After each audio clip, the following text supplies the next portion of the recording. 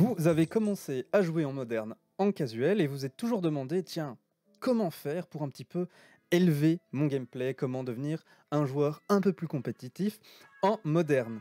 Bonjour à tous, aujourd'hui je ne suis pas tout seul, je suis avec Romain, notre champion en titre chez les Lizards, et on va discuter ensemble de comment finalement évoluer en tant que joueur moderne. Salut Romain. Salut, bonjour, bonjour.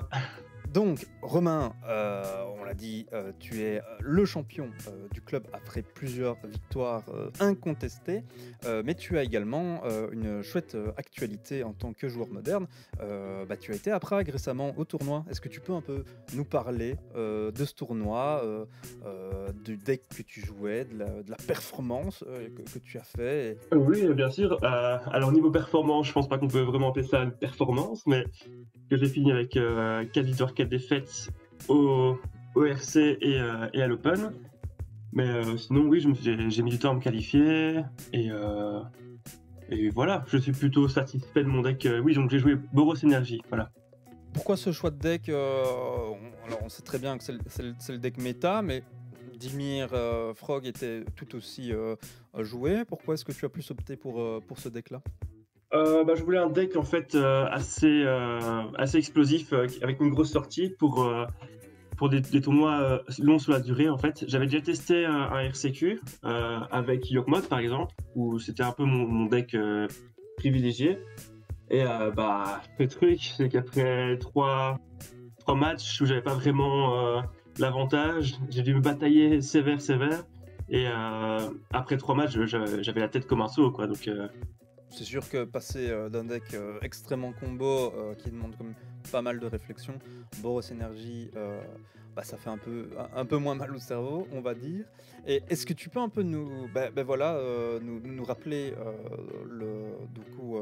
ton nombre de victoires défaites et un petit peu nous dire les difficultés rencontrées, vraiment les decks qui t'ont mis dans la sauce, et si tu as déjà su réfléchir, un petit peu débriefer sur ça. oui, en fait, le premier jour, je commence avec le fameux Orzhov Blink. Je m'étais un petit peu préparé, mais j'ai un petit peu sous-estimé parce que je me dis, bon, c'est le nouveau deck, il n'a pas encore performé. Donc, je me suis pas trop entraîné contre ce deck-là. Et il m'a mis un petit 1-2 pour commencer. Donc, je commence avec 0-1 pour commencer mon tournoi. Et deuxième deck, qu'est-ce que je rencontre à nouveau? Un Orzhov Blink. Je perds 2-0 cette fois-ci. Et là, je me dis, c'est compromis, quoi. Je me dis, mince, je suis censé avoir le meilleur deck de la méta et je perds contre un deck un peu obscur, quoi. Mais bon, je continue mes affaires et là, ça va un peu mieux. Je tombe contre des decks plus attendus comme c'était Mono Blue Belcher. Donc, Ouais. la combo artefact, on révèle ses sombres sur un terrain et on n'a pas mis de terrain dans le deck. J'ai réussi à l'avoir sur la rapidité quand même. Et puis voilà, j'ai enchaîné les victoires jusqu'à 3-2. Et à 3-2, on commence à tomber sur des gens qui reviennent plutôt du 3-1, quoi. Et là, je suis tombé contre un joueur professionnel qui avait gagné ou qui a fait top 8, je sais plus, au RC de Prague. Pas de Prague, d'Athènes. Donc là, ça commençait à rentrer un petit peu dans du haut niveau. Et j'ai affronté Boros Energy. Sauf que j'ai vraiment vu que les modifications, les decks étaient différents sur certains points. J'ai vu que c'était ces différences à lui qui ont gagné, malgré des matchs assez tendus. Voilà, je pense que des petites optimisations, j'aurais peut-être dû travailler un peu plus sur le deck building à ce moment-là contre Boros Energy. Donc voilà, malheureusement je perds et je me retrouve de nouveau, je me retrouve à 3-3. Donc sans plus aucun espoir pour être jour 2, parce qu'il faut faire 6-2, 6 victoires de défaite. Puis là je me retrouve face à de nouveau Orzhov. Je me dis, non, celui-là il pourra jamais me lâcher, celui-là. Et oui, de fait, j'ai encore perdu une fois. Et là, cette fois-ci, vu que le gars aussi était à 3-3, donc en dehors de la chance d'aller au deuxième jour, on a eu plus le temps de débriefer, en plus à la cool. Et c'est un peu de discuter, c'était quoi les erreurs, c'était quoi ses outs, tout ça, machin. Plus discuter avec lui, c'était vraiment plus constructif. Et voilà, je suis resté quand même à 3-4 en me disant bon, j'ai quand même égalisé pour sauver un peu l'honneur, quoi. Et bah là, je suis tombé contre un deck très très fort l'année dernière, mais très très middle, voire nul cette année-ci, qui est Harden Scale. Je lui ai mis un bon 2-0 sans réfléchir, et au final, aussi une petite expérience de discuter avec cette personne-là. La première question que j'ai envie d'aborder avec toi, la première discussion, c'est le choix de son deck. Et alors, bah voilà, est-ce que il faut jouer un deck tier 1 full optimisé, etc. Pour vouloir performer, ou alors, bah oui, jouer plus un deck obscur, pas très présent, représenté, mais qui peut-être nous représente mieux, Je pense qu'il y a deux écoles. Quand, quand on entend Mengucci parler, donc c'est un joueur professionnel China Fireball italien, quand on entend parler, il va dire oui, prends le meilleur deck et vas-y. Mais en même temps, il y a toujours ce fameux joueur amulette un peu obscur qui arrive toujours à faire top 8 ou top 16, qui défonce 800 joueurs d'affilée. Avant tout, c'est bien connaître son deck. Prendre un deck tier 1, voilà, te donnera beaucoup plus de chances de performer, ça c'est sûr. Mais c'est clairement faisable si on a une très très bonne connaissance de son deck et de la méta. Voilà, je pense avec un deck average, il y a quand même moyen. Il y a quand même moyen. C'est juste une bonne connaissance de son deck, quoi. Moi, un autre exemple de joueur pro, moi c'est Nikachu. J'adore Merfolk et c'est un joueur qui ne joue exclusivement que ce deck qui est là pour être obscur. C'est vraiment 0,3% de la méta. Donc, mais il arrive à performer parce qu'effectivement, il connaît très bien son deck. Et voilà. Je pense que c'est bien de sortir avec un pool de plusieurs decks pour se dire, prendre des decks top méta. Par exemple, moi ce que j'aimais bien faire, j'avais pris quoi comme deck de Boros Energy, j'avais pris aussi Dimir Oculus et un Yawgmoth, enfin voilà, on va dire ça comme ça. Et déjà sentir à l'aise avec ce deck-là, parce que déjà ce sont des decks qui ont prouvé leur valeur, donc c'est déjà une valeur sûre de prendre ce deck-là.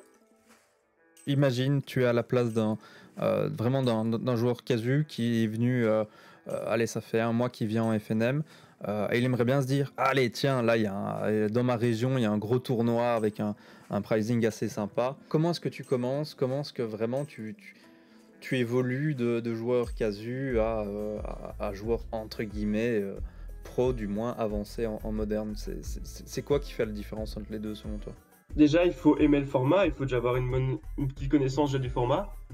Moi, par exemple, je regardais des vidéos à l'époque, je savais même pas ce que c'était vraiment Magic. Enfin, je découvrais seulement Magic et j'étais déjà dans les tournois en me disant tiens, c'est quoi comme deck et tout. Et seulement avoir une vue globale de la méta. Mais déjà, venir avec un deck qu'on aime bien, qu'on a vu piloter, qu'on connaît un peu. Mais c'est sûr que si c'est la première fois qu'on va à un tournoi, il faut pas avoir peur de perdre. Parce que chaque défaite est une leçon en fait. C'est ça qu'il ne faut pas avoir peur. Surtout, essayer d'avoir un débrief avec les adversaires. C'est hyper important parce que toi, c'est ton premier tournoi, c'est la première fois que tu fais une compétition. Lui, ça se trouve, ça fait 5, 6, 10, 15 ans qu'il fait de la compétition. Donc forcément, il a beaucoup plus d'expérience que toi. Et c'est très enrichissant en tout cas comme discussion. Aimer le format, aimer le jeu, aimer jouer, trouver un deck qui certes performe, mais il faut pas prendre le deck et puis basta, il faut le connaître et connaître la méta. Et donc, oui, forcément, c'est un budget, tu l'as parlé, faire son deck en papier, faire son deck sur MTGO pour vraiment s'entraîner au mieux, dans les meilleures conditions. Et donc, moi, c'est un petit peu la question putaclic, la question qu'on aime bien débattre ici. C'est un petit peu quel est ton point de vue sur le moderne, sur son coût? Le 1 contre 1, je pense que ça développe vraiment beaucoup l'aspect compétitif. Je trouve que c'est un peu dommage à partir du moment où on essaie de développer le compétitif en Commander. Je fais une petite digression, mais j'ai essayé en fait. À un moment, je jouais que moderne, et puis le Commander est arrivé, et j'ai dû un peu m'adapter avec mon local game store, et commencer à jouer en Commander, et directement les réflexes de jouer un contre un, je te pète à Lente, c'est pas grave, moi tout ce que je veux c'est gagner, on en a un contre un de toute façon. Bah là, ça prend une dimension beaucoup plus politique, où c'est beaucoup moins compétitif, quoi. Et donc c'est pour ça que je trouve le CEDH, enfin, c'est compétitif, mais en même temps plus politique, quoi. Enfin bref, ça c'est ma digression. Sinon, pour le moderne, est-ce que je conseillerais quelqu'un pour se lancer dans le moderne? Je dis, si t'as soif, si t'as soif de vaincre ou si t'as soif de compétition, de microplay optimisé au poil de fesses, ouais, là, je pense que le moderne est fait pour toi. Il y avait le Legacy avant, mais je pense que clairement le moderne maintenant, dans un format, ça, je pense que c'est la compétition, quoi, pour le moment, c'est le moderne. Euh, mais j'émettrais quand même une petite attention, c'est que avec les bans qui tombent de temps en temps, qui sont assez cinglants, par exemple, on a vu récemment le ban de One Ring. C'est une carte qui coûtait entre 80, 100, 120 euros, qui était dans quasi tous les decks. Si tu avais commencé le moderne à ce moment-là, j'aurais dit fais attention, parce que c'est une carte très très forte, très très chère, qui est indispensable, mais qui risque de partir. Là, pour cette méta-ci, je dirais fais attention, parce qu'il y a eu un déban récemment de Mox Opal, euh, qui est une carte qui était déjà très très forte à l'époque du moderne, qui a dû être ban, qu'ils ont déban, qui est passé à 120 balles la pièce, qui en faut 4 évidemment, 4 Tamio à 50-60 euros, 4 Mox Amber qui sont dans les 40-50 euros. C'est du paquet, quoi. C'est le meilleur deck de la méta, mais en même temps, c'est un peu trop le meilleur deck de la méta. Donc moi, si j'étais un joueur qui voulait jouer ce deck-là, ou un nouveau joueur, je dirais non, attends un peu. Attends un peu. Juste prends un deck. Allez, je pense qu'un budget de 400-500 euros, ça paraît beaucoup. Mais c'est un bon deck niveau 7, niveau 8 de Commander, quoi, si jamais tu viens des Commander. Donc, en soi, voilà, ça dépend où tu passes ton argent. Oui, ça fait mal de mettre 50 euros dans 4 cartes. Mais voilà, ce sont des 4 cartes que. Genre, par exemple, je parle de Ragavan. Ragavan, à une époque, c'était dans tous les decks, quoi. C'était normal d'investir 50 balles dans une carte que tu peux avoir dans plusieurs decks. Donc c'était. Faut voir aussi comment tu veux placer ton argent, quoi. Mais sinon, voilà, quand je vois les prix de maintenant des decks, ça paraît abusé, on est d'accord. Mais à l'époque où je commençais, il y a 10 ans, on parlait de June quand même, qui était où c'était à l'époque un Verdant de Catacombe 65 euros, ou un Scalding Tarn c'était 70 euros. Enfin, c'était des prix assez hauts. On parle aussi de Tarmogoyf à 120 euros, il en fallait 4, Liliana à 80 euros. Le deck était à 3000 euros. Pour avoir des compétitifs, pour la mana base, il fallait déjà mettre 300, 500 euros. Là, je trouve qu'on a la chance d'avoir eu tous ces reprints de cartes indispensables, donc les Fetchland, les Jockland, où ça aussi dans les 25 euros. Je pense, c'est honnête pour le moment de se lancer dans le moderne. Si on a évidemment l'envie de continuer dedans, quoi. Je pense que mon conseil principal, ce serait de demander autour de soi, donc en une FNM, ou avec des gens que tu sais qu'ils ont les decks. Genre par exemple, tu pourrais me demander à moi, j'ai 4-5 decks modernes, et puis tu tapes et tu vois quelle synergie, quel type de deck te correspond le mieux. Et à ce moment-là, si tu veux vraiment faire de la compétition, tu peux investir là-dedans, quoi. Mais encore mon dernier conseil, c'est ne va pas investir à l'aveugle, surtout pas dans le meilleur deck de la méta. Il faut regarder aussi sur ton feeling de jeu. Si tu l'as testé avant avec un deck, quelqu'un qui l'avait déjà, ou tu peux me le tester en papier, enfin avec des proxys avant, plutôt que d'investir directement tout ton speak, quoi. C'est intéressant ce que tu dis, hein, parce que moi c'est vrai que j'ai des connaissances, des anciens joueurs, même des nouveaux joueurs qui sont là. Ah ouais, bah ça me tente bien le 1v1 parce que je suis un joueur compétitif, le DH c'est sympa, mais moi j'aime bien quand même me casser la tête et pour la gagne, pour la compète, mais le moderne c'est cher, etc. Et alors oui, pour rappel, vous n'êtes pas obligé non plus de claquer directement dans les meilleurs decks méta, surtout si vous jouez en FNM. Moi, si je peux compléter ce que Romain a dit, c'est aller jouer en FNM d'abord. Faites-vous des connaissances, des amis. Il y a forcément des gens parfois qui vous prêteront des decks. Si c'est pas le cas également, même si dans un premier temps ça va moins performer, ça va m'enrouler, mais pensez également à faire des versions budget de certains decks. Ben voilà, moi j'ai commencé à jouer Merfolk en 2018. Ben, j'ai pas directement claqué je sais pas combien d'euros dans des Cavern of Souls ou des Forces de Négation. Ben, d'abord tu commences budget et puis tu pilotes le deck.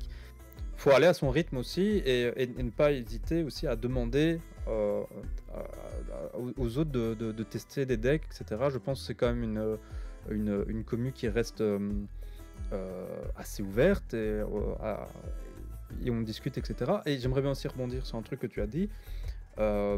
C'est bien l'une des premières fois où j'entends quelqu'un positiver sur les reprints. C'est bien aussi, ça rend le format moins plus accessible et aussi un peu moins spéculatif. Mais là, c'est un petit peu la question. J'ai envie de dire, comme une influenceuse beauté sur YouTube, qu'est-ce que tu avais dans ton sac pour partir en compétition? Est-ce que tu étais juste venu, j'ai envie de dire, à poil avec ton deck et basta?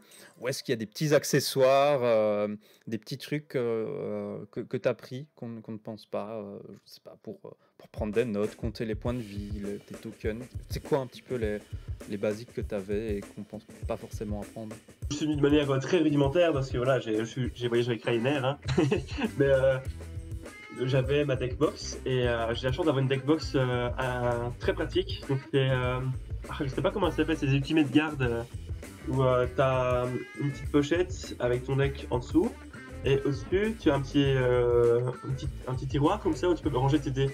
Bah ça c'est vraiment l'idéal pour le tournoi parce que t'as pas ton petit t'as pas ta petite sacoche avec tes dés que tu renverses dans ton sac et t'as plein de dés dans le fond de ton sac. Ça c'est assez pratique, t'es directement prêt. Je suis venu avec aussi un petit carnet. Là j'ai pris un format A3, j'aurais peut-être dû prendre un A3 moi. A5, j'aurais peut-être dû prendre un encore plus petit format. Tiens, question bête, mais pour les personnes, pourquoi un carnet? Parce que c'est même conseillé, voire vivement conseillé, voire obligatoire de noter ses scores sur papier. Parce que ça permet quand il y a un litige ou quoi sur une action, genre t'as pas besoin de points de vie, moi j'ai 17 points de vie, toi t'en as 16, et qu'est-ce qui t'est passé? Bah ça permet au juge de revenir un peu en arrière en fonction des actions quoi. Donc, évidemment si on note bien quoi. Et puis le carnet, ce qui est bien aussi, c'est que je l'ai pas encore fait, je devrais peut-être le faire, oui, mais c'est de faire aussi des statistiques de tes parties. Par exemple, j'ai joué contre un tel, j'ai gagné 2-1. Ah, là, c'était en fonction des points de vie, en fonction de ça. Contre lui, par exemple, Orzhov, bah, là, j'étais bien, puis boum, ça a basculé à ce moment-là. Qu'est-ce qui s'est passé? J'ai acheté des bananes. Très important, les bananes. Parce que ça donne un petit coup d'énergie et en même temps, ça bourre bien. Et surtout, éviter de manger trop gras le soir. Éviter de manger des grosses pizzas, des gros McDo, tout ça. Parce qu'en général, on a beaucoup sous le bide et on risque d'être malade, surtout le lendemain, si on fait le deuxième jour. Voilà, il faut être le plus simple possible, quoi, à ce moment-là. Esprit sain, d'accord ça. En tout cas, je te remercie, Romain. On te souhaite en tout cas beaucoup de chance pour tes futurs tournois. Merci beaucoup. Si cette vidéo vous a plu, n'hésitez pas à laisser un pouce bleu et un commentaire pour nous dire si vous aussi vous préférez les bananes au pain au chocolat lors de vos tournois modernes. Et en tout cas, nous on se dit à très bientôt pour plus de magie. Ciao ciao. Au revoir.